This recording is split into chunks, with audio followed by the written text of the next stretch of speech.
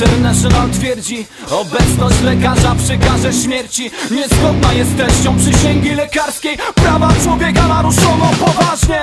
Chlory podazu jako dożylny zastrzyk. W fazie rozkurczu zatrzymuje serce. Przez 40 lat ponad miliard skazanych tylko 3 słowami: nie chcecie. Śmierć biała jak śnieg i bezsilność. Ten sam chorek podazu sypią na drogi zimą i leży śmiesznie i stąd zna. Płytko oddycham, nadzieja na mrozie. Historia lubi się często powtarzać. To znów interwenć pod człowiek.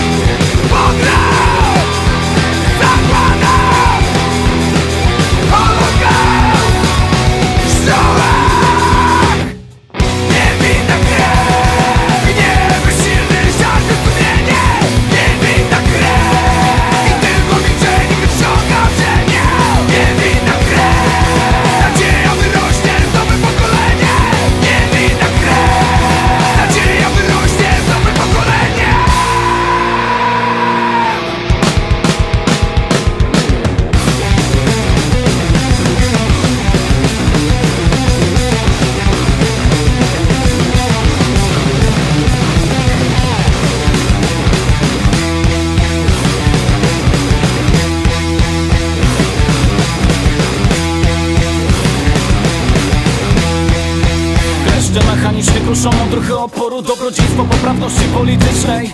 Ruchem szczękiem potwierdzają prawo wolnego wyboru. Wielki triumf ideologiczny.